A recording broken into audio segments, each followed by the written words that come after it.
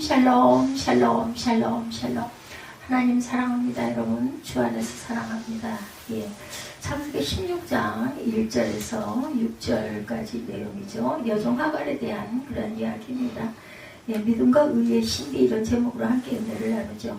아브라함은 야훼의 말씀을 믿죠. 항상 하나님의 말씀을 우리가 믿어야 합니다. 내 후손이 하늘의 별처럼 많을 거란 말씀, 믿을 수 없고 납득할 수 없는 그 말씀을 아브라함은 믿었다는 거예요. 그 믿음을 보신 하나님께서 아브라함의 믿음을 물로 의로 여기셨다. 오늘 제목이기도 하죠. 아브라함의 믿음을 의로 여기셨다. 믿음을 의로 여기셨다는 것은 성경에서만 발견된 아주 독특한 그러한 진술이기도 합니다. 이 진술은 신구약 성경 전체를 관통해서 구원론의 중심이자 뿌리가 되죠.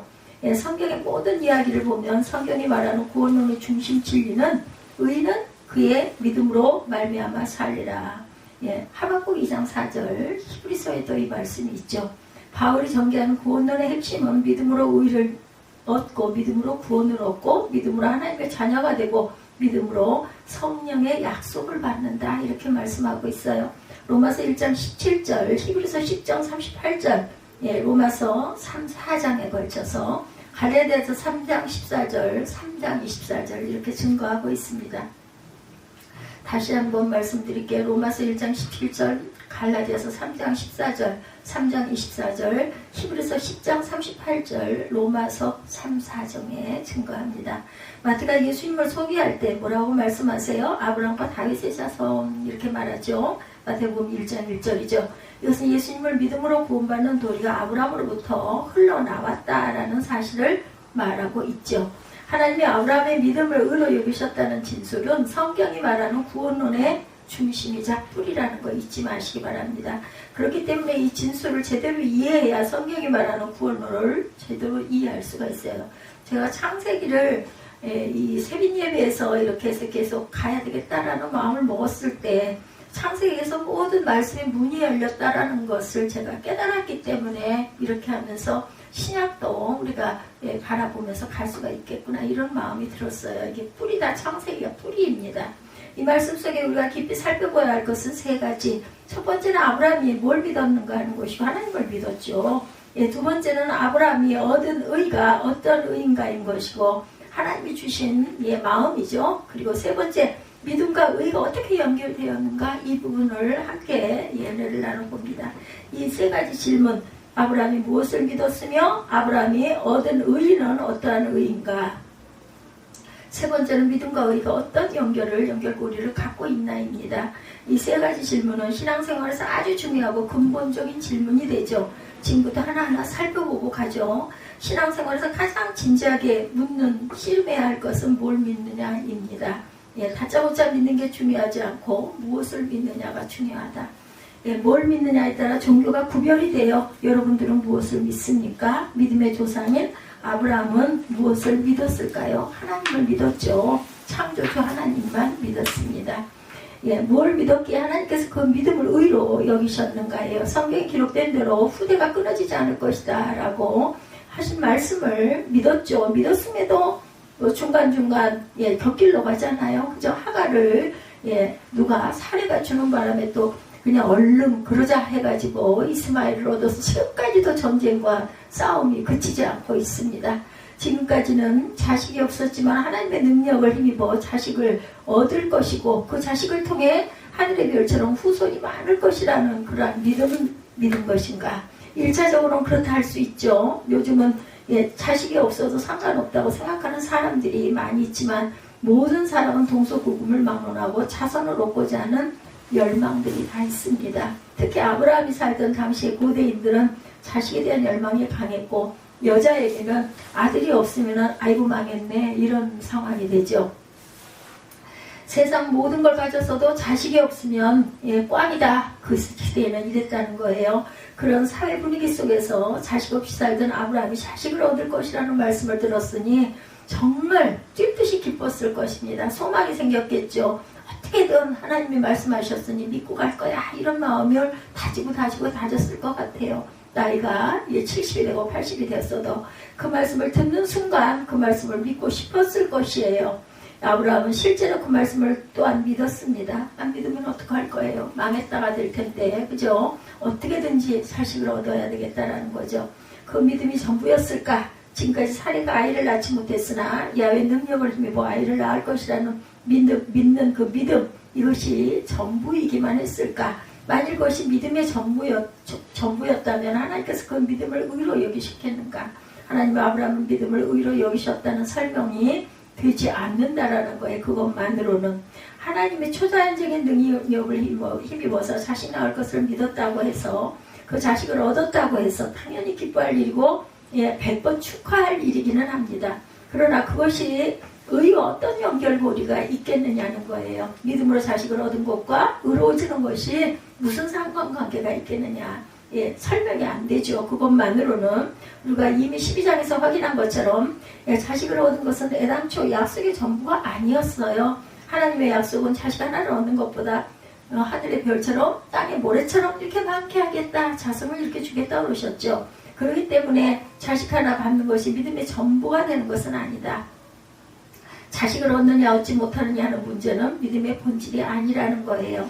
믿음의 본질은 오직 야훼 하나님을 믿는 것이죠. 좀 더 구체적으로 말하면 야훼 하나님이 최초로 말씀하셨던 나로 내가 너로 큰 민족을 이룰 것이다.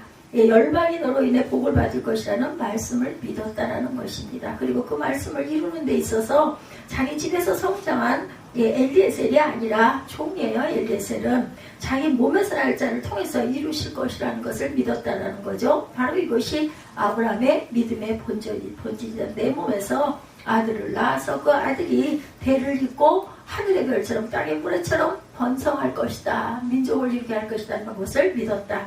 하나님의 아브라함의 믿음을 의로 여기신 것은 단지 아들을 믿는다는 믿음 때문이 아니라 자기 몸에서 날 자를 통해 하나님이 이루실 큰 약속을 믿는 믿음 때문에 의로 여기신다라는 것이죠. 아들을 얻는 것이 약속의 전부가 아니었다는 것은 성경이 말하고 있는 최고의 진실입니다. 아브라함이 이삭을 낳고 이삭이 야곱을 낳고 야곱이 유다와 11명의 아들을 낳고 거기서 12지파가 형성이 되어 야곱이 12지파의 조상이 되죠.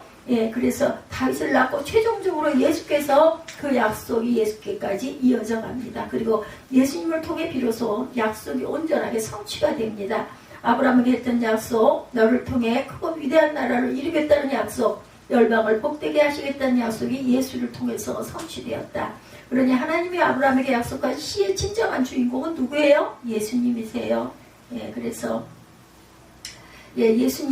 예수님과 창세기와의 관계, 그래서 아담론이 요즘에 그렇게 아주 대단하게 사모하는 논문을 쓰고자 하는 사람들이 이 새 아담론을 온전하게 쓴 사람이 아직 없답니다. 그래서 이걸 꼭 썼으면 정말 좋겠다, 이런 이야기를 정바로 목사가 항상 수시로 합니다. 그걸 꼭 쓰라고 하라고. 그래야 나중에 두고 많은 거기서 귀한 자녀들이, 믿음의 자녀들이 탄생할 수 있다라는 이야기를 열심히 해요. 그래서 자기도 그렇게 지금 나만을 쓰면서 요즘에 그 나만 장군의 이야기를 온전하게 바르게 증거한 책자가 없기 때문에 그걸 자기도 열심히 쓰고 있노라고 이야기를 하더라고요. 하나님이 허락하시면 되겠죠. 우리가 생각할 때는 웃을 일이긴 하지만 아무것도 모르는데, 그죠? 제가 이 시간, 이날까지 여기 이렇게 서 있으리라고 저도 30-40년 전에는 몰랐어요. 예수님이 진정한 의미와 약속의 씨였다는 것. 하나님과 예수님 사이는 무려 2000년이라는 세월의 간격이 있습니다. 그러나 하나님은 그 오랜 세월 동안 아브라함에게 하신 약속을 한 번도 잊지 않으셨다. 성취하셨으니까. 인간의 허물과 이스라엘의 온갖 반역에도 불구하고 하나님은 아브라함에게 하신 약속을 잊지 않으시고 결국은 성취하시죠. 때가 되매 모세를 불렀고, 때가 되매 다윗을 세웠고, 때가 되매 엘리야를 세웠고, 때가 되매 마리아를 통해 예수님을 땅에 보내셨습니다. 그리고 예수님을 통해 세상 죄를 덮으시고 세상을 하나님과 화해시켰어요. 부활절이 얼마 남지 않았어요. 그죠? 사순절 기간을 우리는 가고 있습니다. 예수님이 몸 찢고 피 흘리시기 위한 준비하는 기간, 기도하시는 기간, 땀방울이 핏방울이 되도록 기도하셨어요. 그렇죠? 하나님이 아브라함에게 약속하신 것은 단지 이삭을 주겠다는 것이 아니라 단지 후손들을 번성하게 했다는 것이 아니었다. 인류를 구원하시고자 하는 아주 원대한 구원의 계획을 갖고 계셨죠. 하나님이 아브라함에게 약속하신 것은 개인적인 차원을 훌쩍 뛰어넘어 세계 열방을 구원하는 것이었다. 악과 어둠에 억압당하고 짓밟히는 우주 만물을 정의와 사랑으로 통치하시는 하나님의 세계로 회복시키시겠다. 물론 아브라함 이런 내용을 더 알지는 못해서 어떻게 알았겠어요? 몰랐겠죠. 당연히 모르죠. 그러나 아브라함의 믿음은 아들을 얻는 것보다 훨씬 본질적이고 근본적인 것과 관련이 되어 있고 온 세상을 재창조하는 거대한 일과 관련되어 있었다. 최종적으로 종말론적인 하나님의 나라와도 관련이 됩니다. 오늘 우리의 믿음도 동일하죠. 우리의 믿음도 본질적으로는 개인적인 축복과 연결되어 있지 않다. 내가 성공하고 가문이 번창하고 만사가 형통하는 것과 연결되어 있지 않다라는 것. 그런 것들이 믿음과 아무런 관련이 없다고 말할 수는 없지만 믿음의 본질적인 내용이 아니라는 것을 부인할 수는 없는 일. 그런데 많은 설교자들이 하나님을 믿으면 능치 못할 일이 없다고 외치고 있어요. 예수 잘 믿으면 부자 된다고도 말합니다. 복을 받으면 아주 윤택하게 살 것이다. 이런 이야기들을 바라기도 하고 이렇게 우리에게 소망을 불어넣어주기도 하죠. 나쁜 거 아닙니다. 그것도 윤택하게 잘 살면서 하나님을 예수님을 증거하고 살면 됩니다. 믿음이 마치 만사 형통을 위해 주어진 것처럼 믿음을 왜곡시켜서는 안 되죠. 믿음을 욕망의 수단으로 전락시켜서는 안 됩니다. 그리스도인들도 믿음을 개인적인 축복과 직결시키고 있어요. 축복을 받았느냐 못 받았느냐로 믿음을 평가하면서 믿음으로 소시민적인 욕망을 부채질합니다. 안타까운 일이기도 하죠. 우리가 조금만 생각해보아도 그런 외침이 얼마나 허망한 소리인지 알 수가 있어요. 예수 잘 믿으면 만사가 형통한다는 소리가 듣기에는 믿음의 좋은 소리같이 들리고 하나님의 능력을 높이는 것 같이 들지만 사실은 지극히 인간적이고 사회적인 욕망으로 뭉친 소리일 수도 있다. 잘 살고 윤택한 것이 그렇게 해서 어떻게 쓰이느냐가 저는 중요하다고 생각을 합니다. 그 자체가 나쁘다고는 전 생각을 안 해요. 만사 형통과 하나님의 나라는 성격과 본질적으로 다르며 만사 형통과 의는 어떤 식으로도 연결되지가 않는다. 그러나 만사 형통을 믿는 믿음이 하나님 나라를 유업으로 받을 수가 있겠느냐? 하나님께서 의롭다함을 받을 수 있겠느냐? 그런 믿음은 하나님 나라 근처에도 설 수가 없다. 의롭다고 인정받을 수가 없다는 거예요. 왜냐하면 사람이 윤택해지고 편안해지면 굉장히 뭐랄까 해이해집니다. 그래서 그렇게 하면서 믿음이 더 은혜가 더 충만하면 좋을 텐데 대개는 세상적으로 흘러가기 때문이죠. 아브라함의 믿음에서 가장 중요한 본질, 하나님의 그 믿음을 의로 여기셨다는 데 있다.